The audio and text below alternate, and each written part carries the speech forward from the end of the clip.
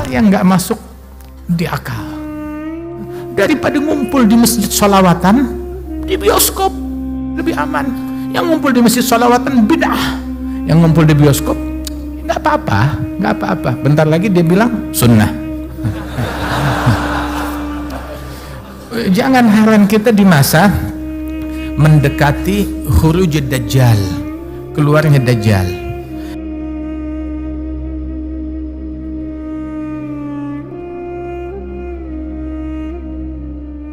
Sahabat Rasulullah Sallallahu Alaihi Wasallam, bahkan yang paling tersibuk di antara mereka para khulafa, Sayyidina Abu Bakar, Sayyidina Umar, Sayyidina Utsman, Sayyidina Ali bin Abi Thalib, sibuknya di masjid, banyaknya di masjid.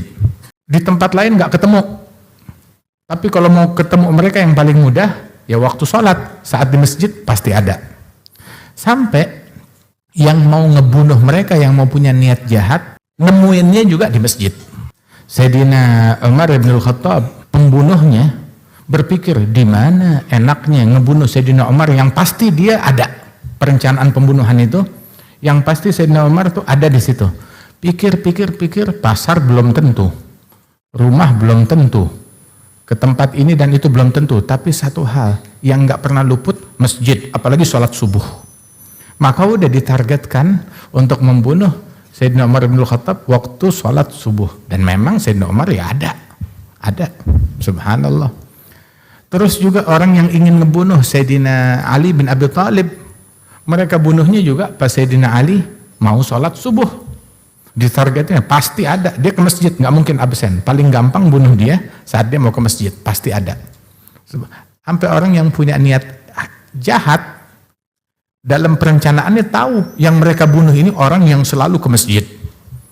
Tapi subhanallah, kesesatan kalau udah ada di akalnya orang, walaupun tuh orang lagi sujud masa bodoh, tuh orang lagi ke masjid masa bodoh, mereka nggak peduli. Waliyadzubillah min dzalik. Sampai yang dikatain, yang dicaci, yang dimaki, yang diperangin, yang sujud, yang ke masjid, yang sholat, ya kita jangan heran. Saya kan cuma ngaji maulidan kok dikatain. Emang dari sononya engkong-engkong mereka juga dulu tuh ngebunuhin Sayyidina Ali bin Abi Thalib yang mau sholat, ngebunuh Sayyidina Umar bin Khattab yang sedang sholat. Memang udah begitu, udah seperti itu.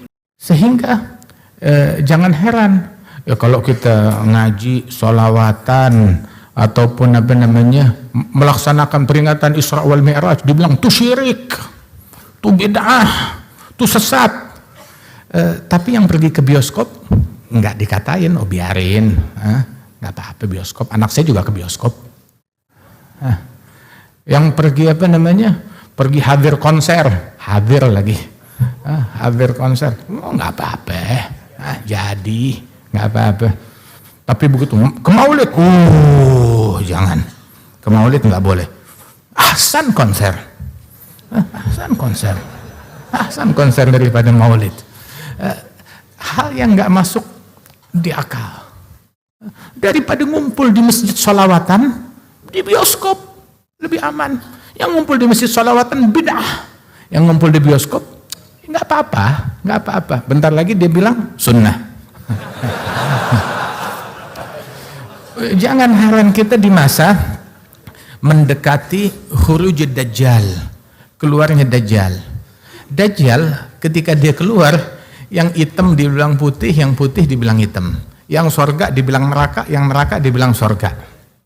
Itu dajjal bawa, begitu dia nunjukin, ayo yang mau sorga ikut saya, sorga versi dajjal. Nabi bilang jangan kamu masuk, sorganya dia adalah neraka.